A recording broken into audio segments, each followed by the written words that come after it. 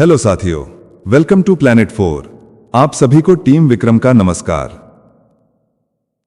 America में फिर से भारत पर नया बवाल छिड़ गया है। एक और डोनाल्ड ट्रंप हैं जो भारतीयों को अमेरिका में आने से रोकने के लिए तरह तरह की पाबंदियां लगा रहे हैं।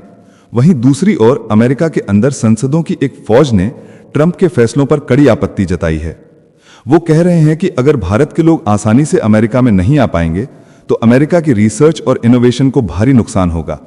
स्टार्टअप्स और रिसर्च संस्थान जो इतनी बड़ी वीजा फीस नहीं दे पाएंगे वे तबाह हो जाएंगे, खत्म हो जाएंगे, जो अंत में अमेरिका की जड़ों को हिला देगा। यानी ऐसे में भारत से आने वाले जो युवा H-1B वीजा पर काम करते हैं उन्हें अमेरिका की लाइफलाइन बताया जा रहा है और ट्रंप को घेर कर दबाव डालने की कोशिश की जा रही है ताकि वो वीजा फीस बढ़ाने के अपने फैसले को तुरंत वापस ले लें। और सबसे बड़ी बात यह है कि अमेरिका की अदालतें लगातार ट्रंप के आदेशों को पलट रही हैं। ट्रंप को बार बार झुकना पड़ रहा है, उनके कुछ फरमान रद्द हो रहे हैं या रोके जा रहे हैं। और हाल ही में जो नियम उन्होंने लगाया था कि वोट देने वालों को नागरिकता का सबूत दिखाना होगा, उसे अदालत ने खारिज कर दिया। अदालत ने साफ कहा कि चुनाव कैसे होंगे यह राष्ट्रपति का विषय नहीं है, बल्कि अलग अलग राज्यों का मामला है और ट्रंप को इसमें दखल नहीं देना चाहिए। और फिर से अमेरिका में धार्मिक हलचल चरम पर आ गई है। पहले जहां जेडी वेंस ने अचानक पलटी मारी थी और कुछ दिन पहले कहा था कि उनकी पत्नी हिंदू हैं और वे उन्हें क्रिश्चियन बनने के लिए कहते हैं, वही बयान अब पूरे देश में बवाल बन गया है। अमेरिका भर में उनका विरोध खड़ा हुआ और भारत में भी लोग खफा हुए। पर अब जेडी वेंस की हवा निकलती दिख रही है। उन्होंने एक लंबे चौड़े सोशल मीडिया पोस्ट पर सफाई दी, कहा कि वे अपनी पत्नी के धर्म का सम्मान करते हैं और उन्हें बदलवाना नहीं चाहते। और साथ ही उन्होंने अपनी निजी जिंदगी के कई चौंकाने वाले खुलासे किए जिनके बारे में हम आगे जानेंगे। उसी समय अमेरिका के अंदर जो सबसे बुरी स्थिति बनकर उभरी है वो हवाई संचालन की है। ट्रैफिक कंट्रोलरों की भारी कमी के कारण पूरी उड़ान व्यवस्था अस्त व्यस्त हो चुकी है। कहना ना होगा कि आसमान में हाहाकार मचा हुआ है। करीब 1 महीने से शटडाउन चल रहा है। सरकार बंद पड़ी है। हजारों अधिकारी बिना वेतन के काम कर रहे हैं। ऑपरेशन समय पर नहीं चल रहे। कई एयरपोर्ट पर उड़ानें घंटों लेट हो रही हैं और यात्रियों के चेहरों पर भयानक गुस्सा साफ दिख रहा है। बताया जा रहा है कि 1919 में जो ऐतिहासिक शटडाउन हुआ था और वो लगभग 35 दिनों तक चला था, अब उसका रिकॉर्ड टूटने वाला है। और तब भी हवाई संचार लगभग ठप पड़ा हुआ था। अब भी वैसा ही संकट नजर आ रहा है जो देश की मजबूरी को बयान करता है। इसी राजनीतिक मतभेद ने पूरे देश को थका दिया है और यही वजह है कि अमेरिका अपने सैनिकों को वेतन तक नहीं दे पा रहा। कुछ दिन पहले जो खबरें आ रही थीं कि अमेरिका वेनेजुएला पर हमला करने जा रहा है, उन पर अब डोनाल्ड ट्रंप ने भी यू टर्न मारा है और साफ कहा है कि अभी ऐसा कोई इरादा नहीं है। पीछे की वजह यही मानी जा रही है कि सैनिकों का मनोबल गिरा हुआ है। उन्हें डर है कि उनका वेतन बंद हो सकता है और स्थिति सरकार के ठीक ना होने का संकेत दे रही है। डोनाल्ड ट्रंप इस वक्त दबाव में हैं और वो जल्दी जल्दी अलग अलग देशों के साथ ट्रेड डील साइन कर रहे हैं ताकि अमेरिका को कुछ राहत दी जा सके। तो चलिए इन सभी खबरों को जानते हैं बेहद विस्तार से, आसान भाषा में।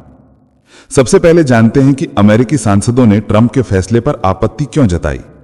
तो बात यह है कि अमेरिका के राष्ट्रपति डोनाल्ड ट्रंप ने हाल ही में एक नया आदेश जारी किया जिसमें H-1B वीजा के लिए $100,000 की भारी फीस लगाने की बात कही गई है। यह वही वीजा है जिसके जरिए भारत के लाखों तकनीकी और इंजीनियरिंग प्रोफेशनल्स अमेरिका जाकर काम करते हैं। अमेरिकी सांसदों का कहना है कि यह फैसला अमेरिका की तकनीकी बढ़त को कमजोर कर देगा क्योंकि भारतीय तकनीकी प्रतिभा ही अमेरिकी आर्टिफिशियल इंटेलिजेंस और इनोवेशन सेक्टर की असली ताकत है। सांसदों ने चेताया है कि अगर यह नियम लागू रहा तो न सिर्फ भारत से आने वाले प्रतिभाशाली लोग रुक जाएंगे, बल्कि अमेरिका की टेक्नोलॉजी इंडस्ट्री को भी बड़ा झटका लगेगा। कांग्रेस सदस्यों जिमी पनेटा, अमी बेहरा, सलूट कारबाजाल और जूली जॉनसन ने एक संयुक्त पत्र में कहा कि इस तरह की भारी फीस से स्टार्टअप्स और रिसर्च संस्थान खत्म हो जाएंगे क्योंकि उनके पास इतनी बड़ी रकम देने की क्षमता नहीं है। यह प्रोग्राम केवल बड़ी कंपनियों तक सीमित रह जाएगा और छोटे इनोवेटर्स बाहर हो जाएंगे।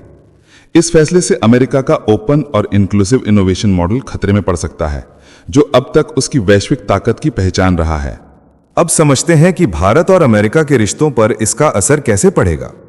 तो ये फैसला केवल आर्थिक या तकनीकी स्तर तक सीमित नहीं है, बल्कि ये दोनों देशों के रणनीतिक और कूटनीतिक रिश्तों को भी प्रभावित करेगा।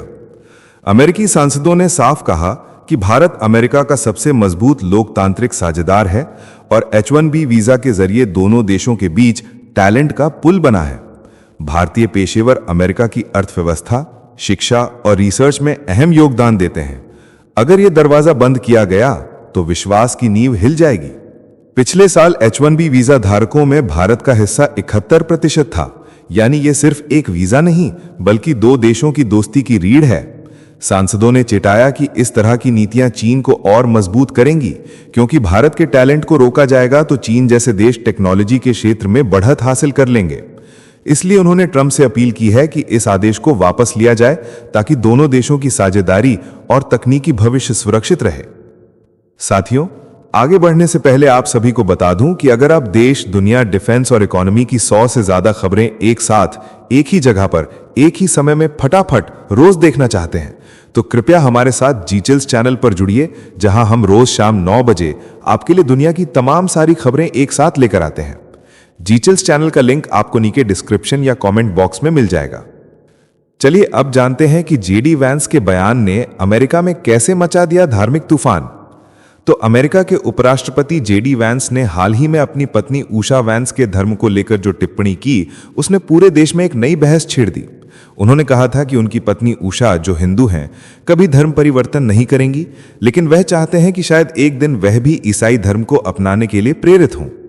इस बात के बाद सोशल मीडिया पर उन्हें लेकर भारी आलोचना शुरू हो गई। कई लोगों ने वैंस पर यह आरोप लगाया कि उन्होंने अपनी पत्नी के धर्म का अनादर किया है और उसे बस के नीचे फेंक दिया है। इस विवाद के बाद वैंस ने मंच एक्स पर एक लंबा पोस्ट लिखकर सफाई दी। उन्होंने कहा कि यह पूरा विवाद धर्म के नाम पर नफरत फैलाने वालों द्वारा खड़ा किया गया है।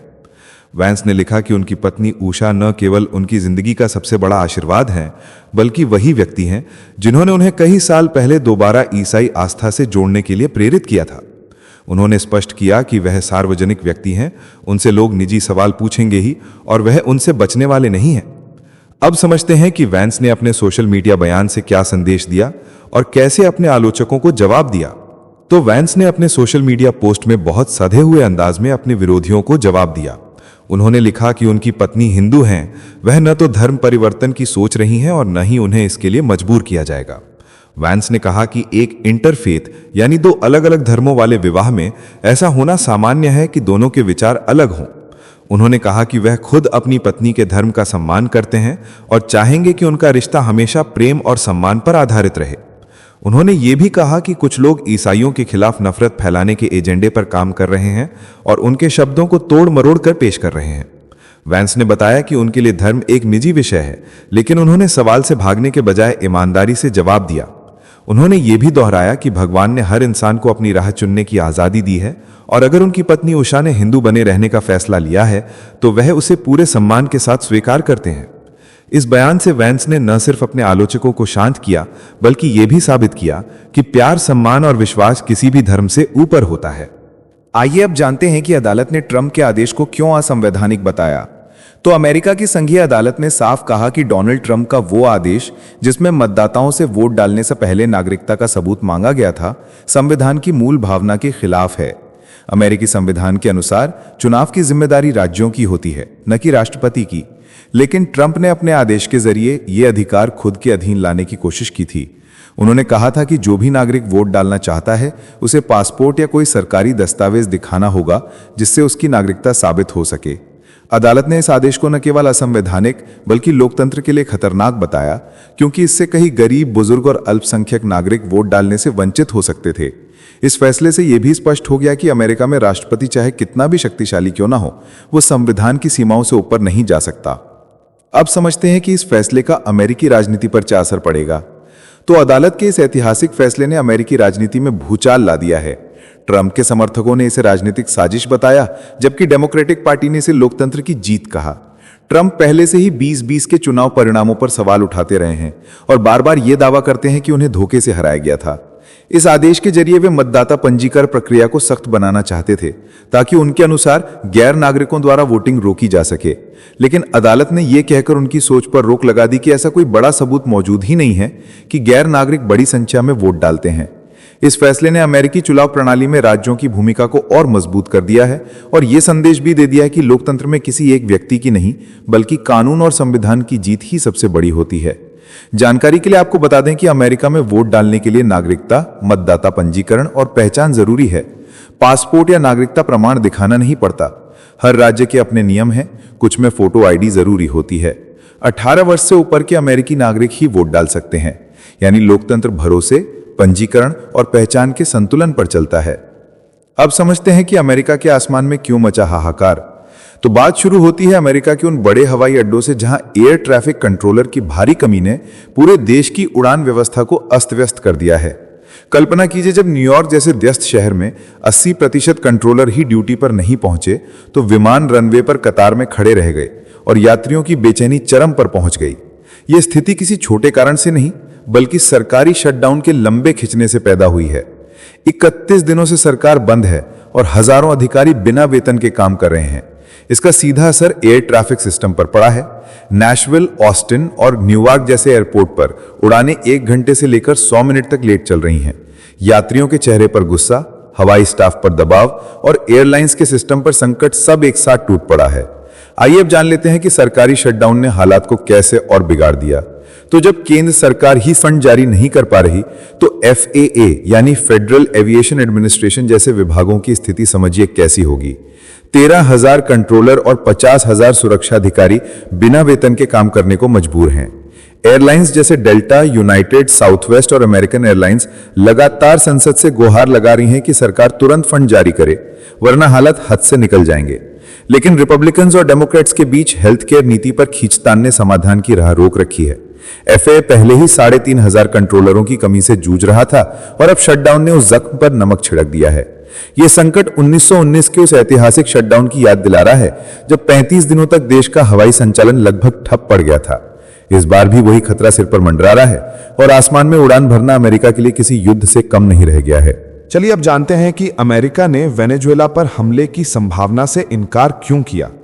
तो अमेरिका के राष्ट्रपति डोनाल्ड ट्रंप ने यह बयान देकर माहौल ठंडा करने की कोशिश की कि अमेरिका वेनेजुएला में किसी तरह का सीधा सैन्य हमला नहीं करेगा, लेकिन असलियत में यह बयान सतही शांति का संदेश भर है, क्योंकि पृष्ठभूमि में अमेरिका की फौज पहले से ही कैरिबियन सागर में सक्रिय है। बीते हफ्तों में अमेरिका ने कई हवाई और नौसैनिक अभियानों के जरिए दर्जनों ड्रग्स से लदी नौकाओं को तबाह किया है, जिससे पूरे क्षेत्र में बेचैनी बढ़ गई है। लोग ये मानने लगे कि अगला कदम वेनेजुएला के अंदर होगा, इसीलिए ट्रंप का नो स्ट्राइक बयान केवल राजनीतिक संतुलन बनाने की चाल मानी जा रही है, ताकि अंतर्राष्ट्रीय आलोचना से बचा जा सके। वहीं अमेरिकी खुफिया एजेंसी CIA को पहले ही वेनेजुएला के भीतर गुप्त ऑपरेशन की अनुमति दी जा चुकी है, जो ये दिखाता है कि अमेरिका का मकसद केवल ड्रग्स पर वार करना नहीं, बल्कि वहां की सत्ता संरचना को दबाव में लेना है। इसीलिए ट्रंप का यह बयान सुनने में भले संयमित लगे, लेकिन रणनीति में यह एक ठंडी आग जैसा है जो किसी भी समय भड़क सकती है।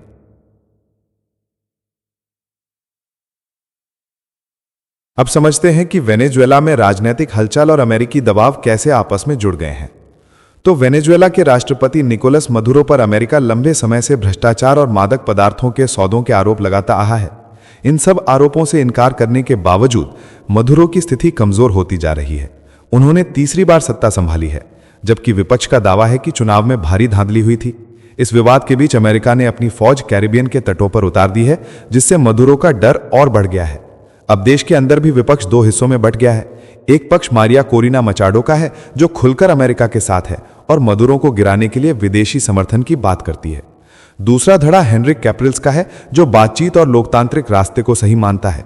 लेकिन इन दोनों धड़ों की लड़ाई का सबसे बड़ा फायदा अमेरिका को हो रहा है, क्योंकि इससे वेनेजुएला की राजनीतिक एकता टूट रही है और वही स्थिति अमेरिका को अपने उद्देश्य तक पहुंचने में मदद दे रही है।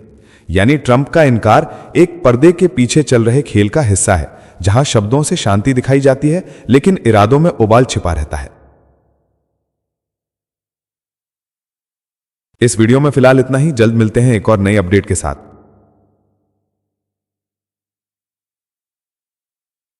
आप हमें नीचे कमेंट में बताएं कि क्या बिना भारतीय लोगों के, बिना भारत के समर्थन के, क्या अमेरिका लंबे समय तक सुचारू ढंग से चल पाएगा या नहीं। जाने से पहले वीडियो को लाइक करके चैनल को सब्सक्राइब कर लें। धन्यवाद।